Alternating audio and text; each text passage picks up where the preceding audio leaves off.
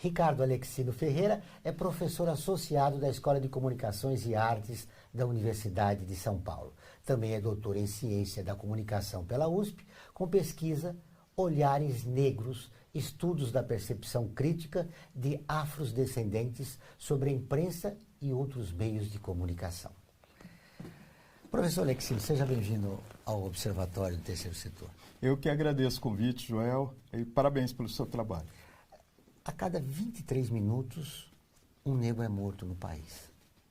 É um absurdo. Se a gente for ver, o Brasil é um país violento, né? Em 2015, os dados estatísticos mostravam, né, 60 mil pessoas mortas em atos de violência.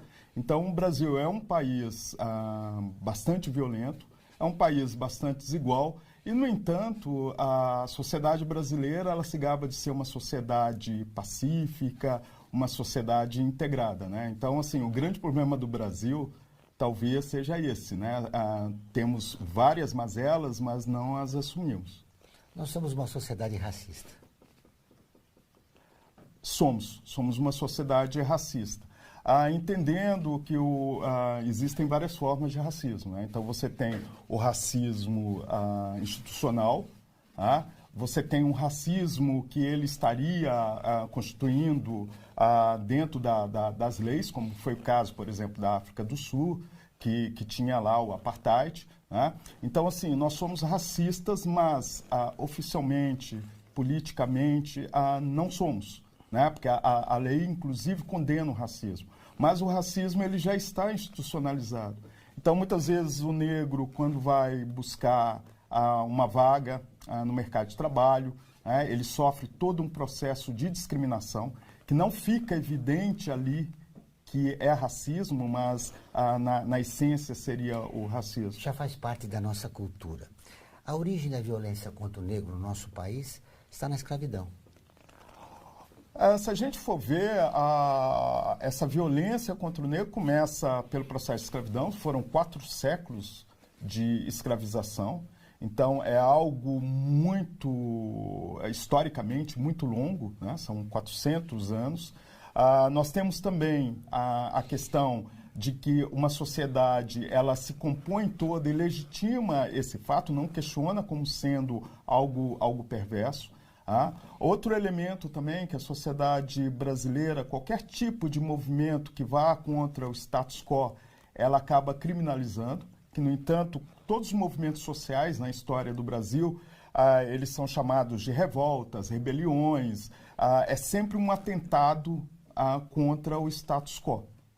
E, no entanto, a imprensa, inclusive, traz essa herança, né? Você pode ver, quando a imprensa vai cobrir greve, por exemplo, de antemão ela já começa falando que a greve é um mal para a sociedade. Motoristas entram em greve, ela já começa falando milhões a pé por causa de greve de motoristas de ônibus. Dificilmente você vê uma matéria falando motoristas fazem greve por melhores salários, né? Então você tem esse tipo de pensamento, ele já está presente no imaginário popular e no imaginário também da própria imprensa. E aí na questão do negro, né, imagina, a abolição aconteceu em 1888, né, uma abolição feita pela princesa Isabel, que na verdade ela simplesmente assinou lá um decreto, como se não houvesse nenhum tipo de movimento contra o processo da escravidão.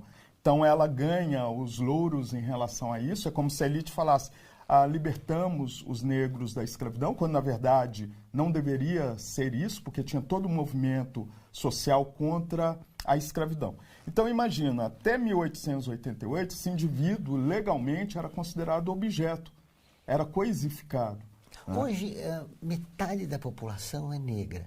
O próprio negro ele incorporou esse preconceito da sociedade? Nós temos algumas fases, né, da questão de assumir a negritude, né? Se a gente for pegar aí o século XX, início do século XX, a gente vai ter muitos negros negando a sua própria negritude. Então, assim, porque o ideal do Brasil, naquele momento, desde a segunda metade do século XIX, era ter um país embranquecido, né? Então, o ideal que se tinha é, em poucos anos, estimulando aí as relações interraciais, vai se ter um país branco, ou pelo menos um país pardo, né? Essa é uma das dificuldades das políticas de inclusão. A parte da parcela da população negra não se acha negro, né? Professor, que políticas públicas seriam ideais para a gente resolver essa questão no nosso país? Primeiro é o Brasil se assumir como um país negro, né? O primeiro país negro no mundo é a Nigéria. Logo em seguida vem o Brasil, em número de indivíduos negros, né? Então, a primeira coisa seria o Brasil se assumir como negro. E o que significa se assumir como negro, né? Esse negro ele está presente nos meios de comunicação, principalmente televisão, né? Ele está ali à frente. Significa você ter, dentro da publicidade, muitos indivíduos negros vendendo produtos que são voltados também para a elite. Você tem uma classe média negra que ela é totalmente excluída, né? Então, o que precisaria é dar visibilidade a esse negro. Na sociedade brasileira, esse negro sempre está atrás de alguma coisa. Você né? tem um estudo sobre o assunto, né? Falando da mídia, o negro está fora da grande mídia, está fora das novelas, das publicidades em televisão, e isso também é um processo de exclusão, né?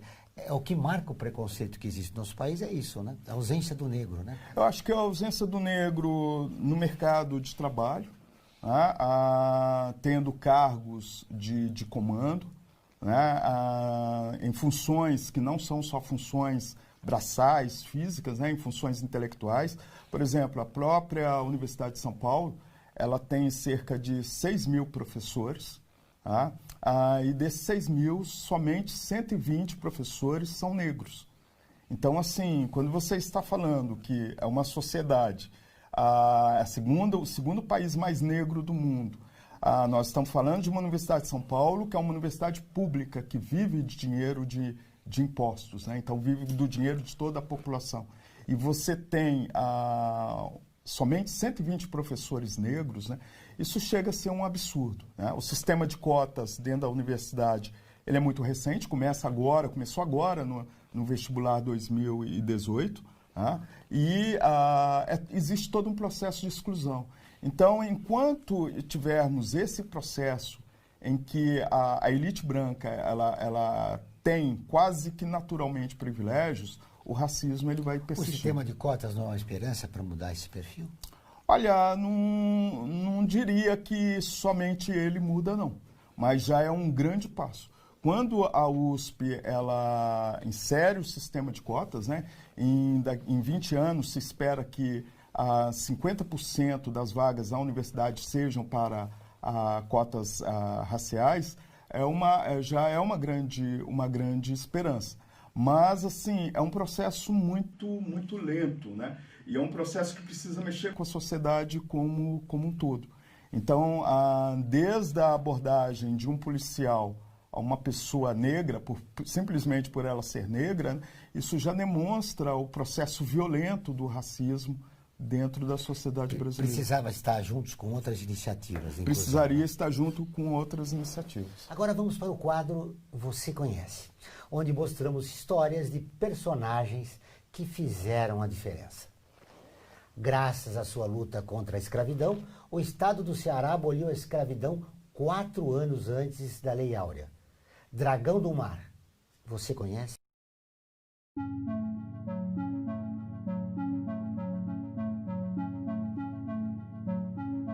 O Brasil comemora todo dia 13 de maio a abolição da escravidão no país, oficializada pela Lei Áurea em 1888. O que muitos desconhecem é que o estado do Ceará aboliu a escravidão 4 anos antes da Lei Áurea. Em 25 de março de 1884, o então presidente da província, Satiro de Oliveira Dias, declarou a libertação de todos os escravos do Ceará, tornando o estado o primeiro a abolir a escravidão no país. Isso foi possível graças a Francisco José do Nascimento, também conhecido como Dragão do Mar, ou Chico da Matilde, Homem de origem humilde, jangadeiro e abolicionista, teve participação ativa no movimento abolicionista no Ceará. Francisco José era chefe dos jangadeiros e, em 1881, convenceu os colegas jangadeiros a se recusarem a transportar para os navios negreiros os escravos vendidos para o sul do Brasil. A ação repercutiu no país e ganhou ajuda de outros abolicionistas do Ceará, que pertenciam à elite econômica e intelectual do Estado, levando o fim da escravidão no estado do Ceará. A ação iniciada pelo Dragão do Mar foi tão importante que Ângelo Agostini, desenhista ítalo-brasileiro, registrou o fato na capa da revista Ilustrada como uma ilustração alegórica de Francisco Nascimento, com a seguinte legenda: a testa dos jangadeiros cearenses, Nascimento impede o tráfico dos escravos da província do Ceará vendidos para o sul. Francisco José do Nascimento virou um símbolo da resistência popular cearense contra a escravidão e foi homenageado pelo governo do Ceará com seu nome dado ao Centro Dragão do Mar e Arte e Cultura, pelo que ele e seus colegas realizaram em nome da liberdade em 1881 na praia de Iracema. Várias homenagens foram feitas ao longo da história para o Dragão do Mar, incluindo músicas. Francisco faleceu em Fortaleza, dia 5 de março de 1914, entrando para a história. Professor Alexino, essa história do Dragão do Mar não está nos livros, né? Principalmente, aliás, não está nos principais livros de história do país. Pois é, inclusive, até retomando aquela questão, quando a princesa Isabel assina, né, tem um livro da Mary Del Priore que fala a respeito da princesa Isabel. A princesa Isabel era meio indolente, ela não gostava de ser regente. Ela escreve para Dom Pedro II muitas cartas falando que ela não suportava mais aquele trabalho. O que ela gostava mesmo era de cuidar da casa e ela era muito... chegava às vias de crueldade com os escravos que ela tinha. Inclusive, as leis que antecedem a questão da abolição, né? Então, ventre livre e outras leis, né? Ela era contra, que ela achava que era precipitação. Então, quando você coloca na história oficial que essa mulher, ela concedeu a abolição da escravatura, é uma tentativa de apagar toda a luta que já tinha, né? Então, por exemplo, a própria história do Nascimento, né, vai envolver toda a questão do Ceará. 3 anos antes de 1888, 1885, você já tem um processo de abolição acontecendo dentro do país, né? Você já tem várias resistências, mas aí a história oficial coloca como sendo aquela mulher que não estava envolvida em absolutamente nenhum processo de abolição, né? Ela se torna a redentora. Essa iniciativa que aconteceu no Ceará influenciou muito, né? Influenciou muito, mas várias outros movimentos já estavam acontecendo no país, né? Era quase inevitável o processo de abolição.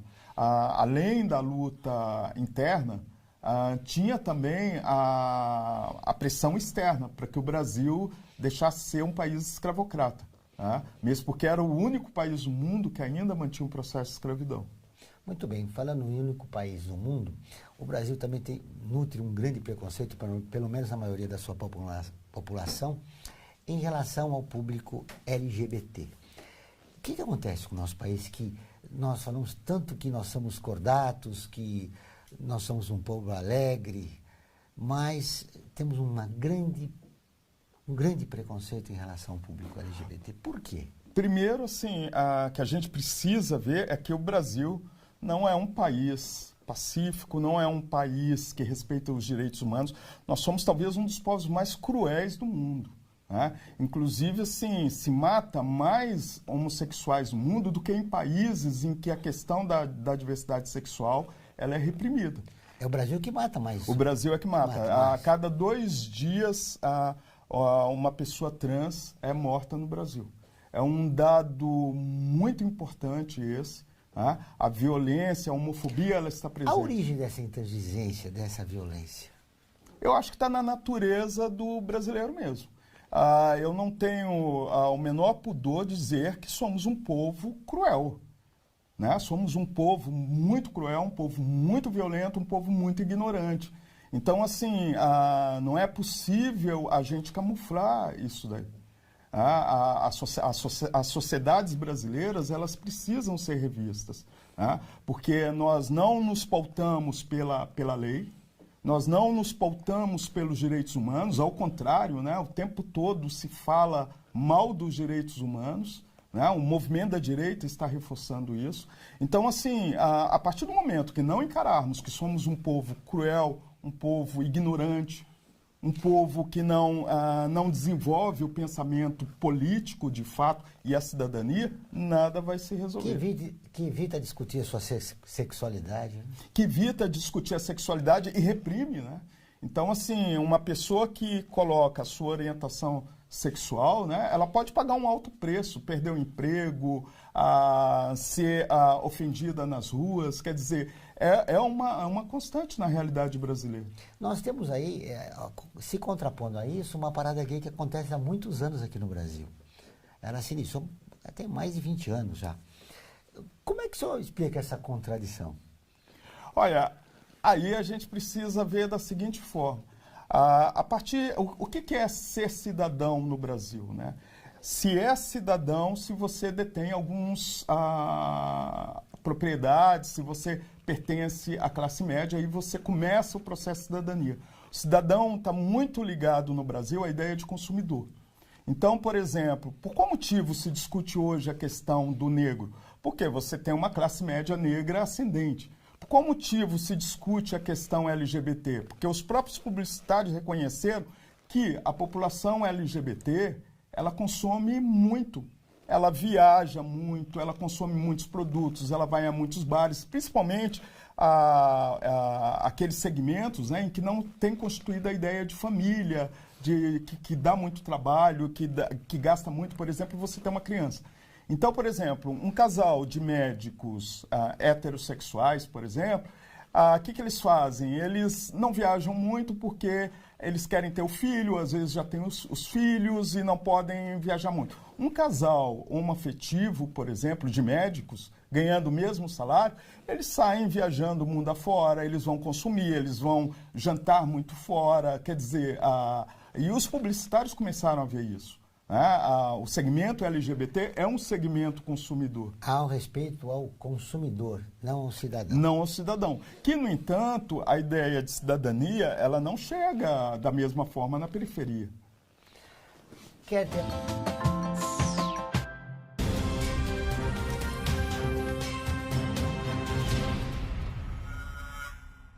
Estamos de volta com o programa do Observatório do Terceiro Setor, o Olhar da Cidadania. Não esqueça, todas as quartas-feiras, às 17 horas, tem o programa Olhar da Cidadania na Rádio USP, com temas da atualidade e dos direitos humanos. Anote-se, todas as quartas-feiras, às 17 horas, na Rádio USP. Em São Paulo, 93,7 FM, em Ribeirão Preto, 107,9 FM. Professor Alexino, eu gostaria de voltar na parada gay. De uns anos para cá, ela não é só uma manifestação cultural, né, dos gays e do público LGBT em geral, mas também ela teve contornos políticos de uns tempos para cá também, né? Ela já começa a se preocupar em termos culturais, com o que está acontecendo com esse público, o preconceito, e a parada gay todo ano tem um tema, não é isso? Exatamente. Eu assim, acho que a parada gay ela é importante, né? Assim, mas eu acho que ela era mais interessante nos primeiros anos, em que ainda não havia o interesse, ela ainda não era reificada, tratada como mercadoria, como evento que traz Agora mais... ela é um produto, né? Ela se tornou um produto. E a partir do momento que se torna um produto, você tem grande chance das questões sociais, né, que um evento desse porte traz, eles desaparecerem, né? Então, a parada gay hoje, por exemplo, tem 1 milhão de pessoas, 3 milhões de pessoas, né? Aí fica a questão, aqueles 3 milhões de pessoas estão fazendo o que ali? São todos comprometidos? Né? Ou ela virou uma grande micareta? Que questões importantes o público LGBT deve discutir hoje no nosso país? Em primeiro lugar, a questão de cidadania, a questão de sobrevivência, né? O segmento LGBT ele está sendo exterminado.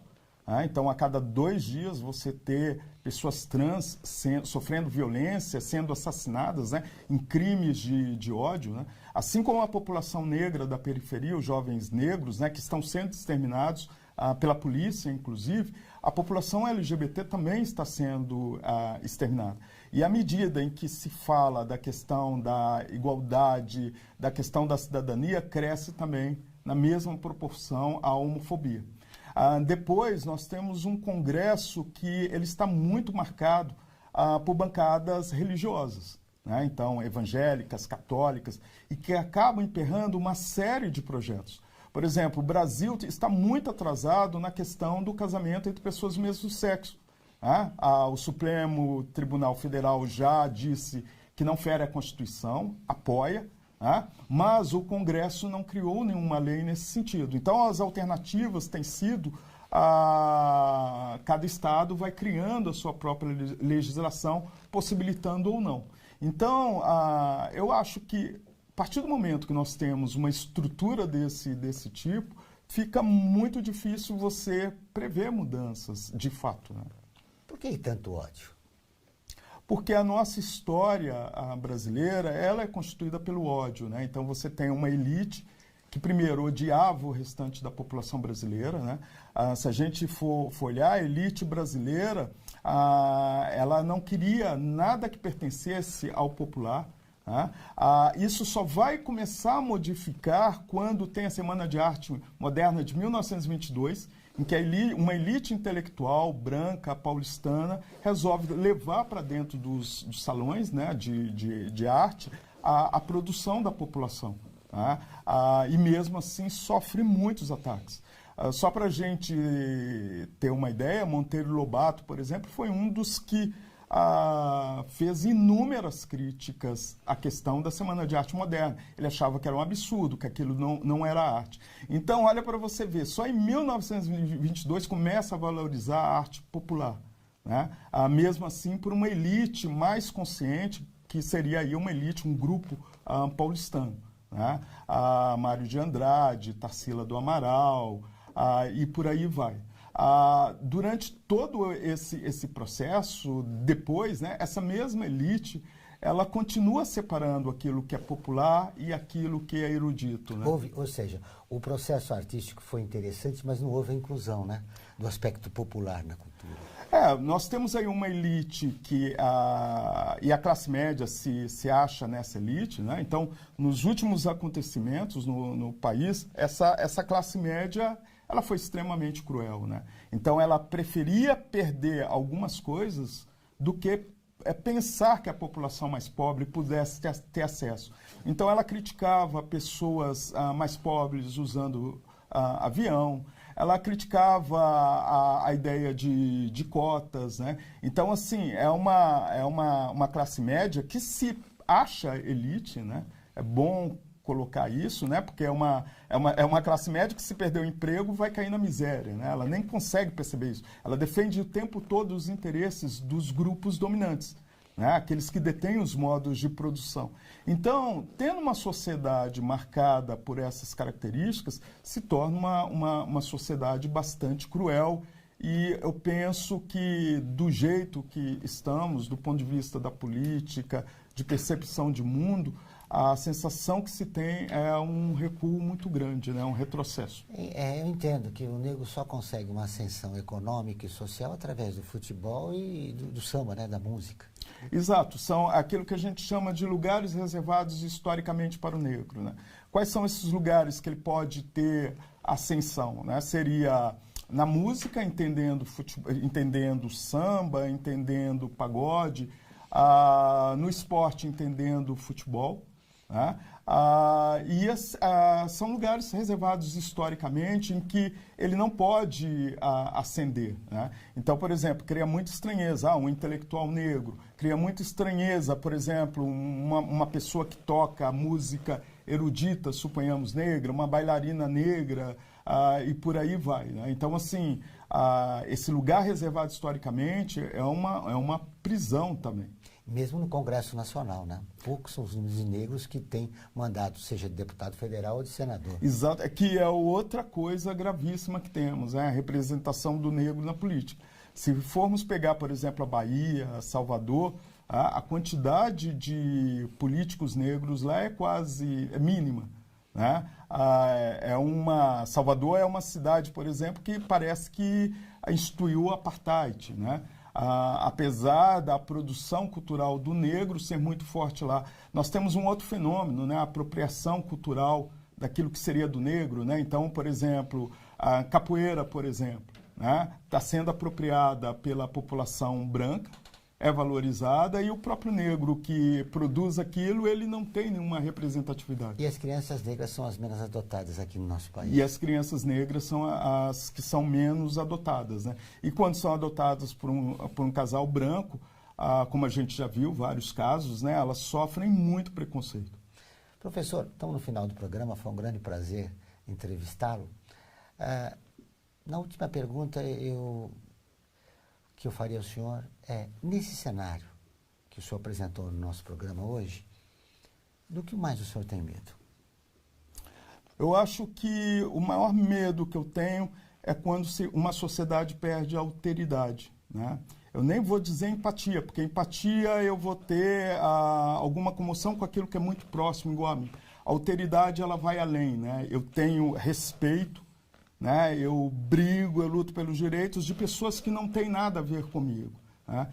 E uma sociedade que perde a alteridade, ela tende a se tornar uma sociedade muito, muito cruel, como aquela que a gente vê, né? Então você vê o outro, não sente nada pelo outro e quer destruir o outro, né?